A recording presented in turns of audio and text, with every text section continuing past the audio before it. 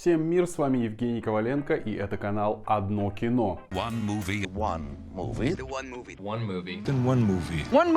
Как, в принципе, я и предполагал, что выйдет из нового специального эпизода «Друзей», хотя у меня самого язык с трудом поворачивается его таковым назвать, то, что я предполагал, мои догадки подтвердились. Сам специальный эпизод, который не эпизод вовсе, да, вы все поймете при просмотре, начинается с надписи о том, что все 6 актеров до этого дня, то есть до дня съемок специального эпизода, были лишь однажды вместе. И показывают сцену из последней серии, где Моника и Чендлер должны переезжать в большой дом, а Рэйчел спрашивает со слезами, есть ли у них еще немного времени, чтобы провести его вместе, остаться и выпить чашечку кофе напоследок. Дальше уже наши дни, показывают павильон для съемок. Первым появляется Росс, точнее Дэвид Швиммер, потому что он же не в роли своего персонажа, да, а самого себя.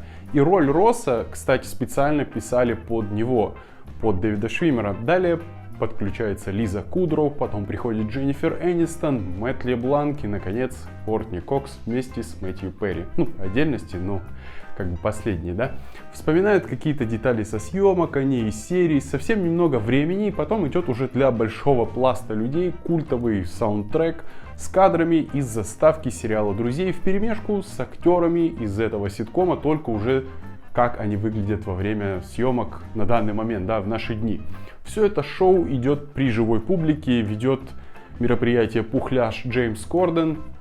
Он приглашает 6 друзей на диван для общения и интервью на фоне того фонтана, где герои когда-то плескались в заставке. Дальше ведущий здоровается, спрашивает, как дела, как они поживают. И вот в этот момент, кстати, можно было бы сделать бомбезную штуковину для всех фанатов и поклонников сериала от Мэтта Лебланка. Вспомнить коронную фразу Джо из ситкома и на вопрос Кордена «Как поживаете?», что на английском звучит «How you doing?», да, ответить «Как поживаешь?», ну, «How you doing?». How you doing? How you doing? Hey, how you doing? Hey, how you doing? How you doing? I'm doing good, baby. How you doing? Но этого не произошло. Потом Лиза Кудроу сказала о том, что как все сроднились за столько лет, совсем проведенных вместе, совсем как родные стали, как все стали друзьями в реале помимо съемок, и у всех такие нежные, трепетные чувства друг к другу, что они после завершения сериала не переставая писали и звонили друг другу. И во время этого у Мэтью Перри лицо перекосилось, было такое лицо, как будто он вообще не понимает, ему вообще тот сценарий дали или это вообще не по сценарию. Что вообще происходит? Почему ему никто не звонит? Это заметил ведущий, спросил его, а так кто ему отвечает на телефонные звонки, а кто нет, на что Мэтью Перри ответил никто. Если это было не подстроено, да, то тогда это очень прикольно. Отдельный огромный респект за озвучку, за дубляж всех друзей. Делали те же люди, что и озвучивали персонажей в сериале. За это мое уважение. Очень приятно. Потом ведущий начал рассказывать про статистические рекорды сериала, что последнюю серию посмотрели 52 миллиона человек, а все серии суммарно более 110 миллиардов раз. И, наверное, актеры такие подумали, блин, походу $1 миллион за серию был не такой уж и большой гонорар. Дальше, конечно же, представили создателей сериала. Они делились историей о создании сериала. Извините за тавтологию. На протяжении всего специального выпуска «Друзей», который после полного просмотра, честно говоря, сложно назвать таковым, просто дали ему такое кликбейтное название, да, чтобы опять же сыграть на чувствах фанатов и тех, кому сериал и его судьба не безразлична, так скажем. Вообще весь этот спецвыпуск показывали моменты настоящего времени с актерами, как они выглядят сейчас, да, с кусочками из сериала, попутные вставки с Корденом на фоне этого фонтана, который спрашивал актерах о любимых моментах из сериала, и показывали эти моменты из сериала, да, а также вкрапление игры в квиз с актерами на фоне декорации квартиры из сериала. История, рассказанная создателями уже много раз, где освещалась и писалась. И я, как поклонник сериала, да, даже не безумный фанат, о многих этих вещах знал. То есть о том, что роль Росса специально писали под Дэвида Швиммера, что Мэтт Лебланк перед тем, как пришел пробоваться на роль в сериал, это случилось после пьянки и драки в баре, он пришел с огромным фингалом. Об этих очень многих вещах, да, озвученных создателями, я лично был осведомлен. Для меня это не было каким-то открытием, шоком или откровением. Даже, честно говоря, скучновато было это в очередной раз слышать. Создатели рассказывали о том, как актеры из сериала были каждый год в каждом журнале, песня из заставки стала хитом, и они покорили мир. И покорение мира показывают вставками фанатов из разных стран мира: России, Японии, Южной Америки, Франции, Ганы, Индии, Германии, Мексики и Словакии, которые на английском языке поделились своими впечатлениями о сериале, о том, как он спас чью-то жизнь в плане от грусти и депрессии, да, любимые цитаты и песни из сериала. На 50-й минуте за каким-то хреном, честно, вот я не понимаю, появляется Дэвид Бекхэм. И говорит он о том, что у него любимый персонаж это Моника, потому что она любит чистоту, а чистота это его бзик. Как будто кому-то не похуй. И целых 5 минут он рассказывает о том, что когда ему тоскливо, он смотрит друзей, и он много путешествует, то когда путешествует, он смотрит друзей, и с детьми он смотрит друзей. Да-да-да, мы поняли, идем дальше. После Бекхэма также ни к селу, ни к городу появляется Минди Кейлинг, которая начинает рассказывать о том, что вот эта сцена из «Друзей», вот она была сложной, получилась сильной, но она была вообще очень трудной.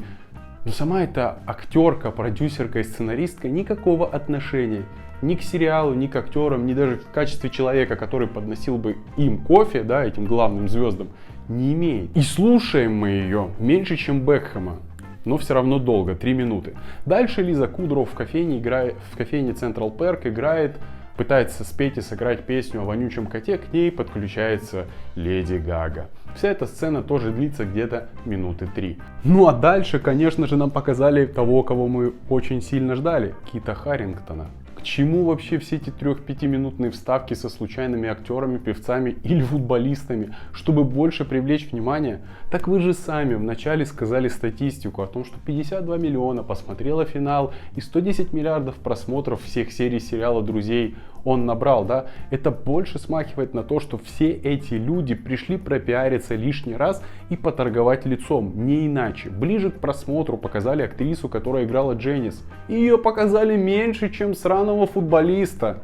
Дальше был по зуму актер, игравший Гюнтер, которого тоже показали мало. Заканчивается все это предположением друзей о том, как сложились судьбы их персонажей в дальнейшем. Стоит ли смотреть «Друзья. Воссоединение»? Как я уже сказал ранее, после полного просмотра это название имеет чисто кликбейтный эффект, да, чтобы притянуть за уши как можно больше зрителей к экранам, к этой встрече. И, наверное, так было наиболее удобно его назвать. Услышать и увидеть что-то новое, особенно если вы поклонник сериала, будет трудно. Новое, кроме старых актеров сериала, да. Совершенно непонятно для меня лично вставки с какими-то левыми певцами, актерами, футболистами в этот специальный выпуск, которые никакого отношения к сериалу не имеют и не вызывают ничего, кроме как отторжения, честно, потому что все сделано только ради того, чтобы присосаться к некогда успешному ситкому и подорговать своим лицом. С таким же успехом давайте возьмем интервью у всего Голливуда по поводу того, что они думают касательно сериала, и сделаем нарезку. И этим случайным людям дали больше времени, чем тем актерам, которые принимали участие в самом сериале и не в одной серии. Юмора мало, смешного тоже. В принципе, мало. Больше это, конечно, нарезки из сериалов вперемешку с актерами уже в наши дни, которые по большей части говорят: слушай, а помнишь то, что... Нет, не помню. А помнишь, да? Нет, что-то не припоминаю. Блин, а помнишь, как тогда? Да, а я что-то не помню. В целом, по большому счету, если вы большой поклонник, то по идее вы должны это посмотреть, да? Но с учетом того, что вы, опять же, большой поклонник и фанат сериала, от А до Я знаете все про него, да, я не могу сказать, что вам нужно это смотреть. То есть, получается, вышли какие-то друзья Шрёдингера. А на этом все, друзья. Подписывайтесь на канал, жмите на колокольчик, чтобы не пропустить новые видео. Ставьте большой палец вверх, если вам понравилось. Делитесь своим мнением в комментариях по поводу «Друзья. Воссоединения» или этого ролика. Спасибо за просмотр. Пока.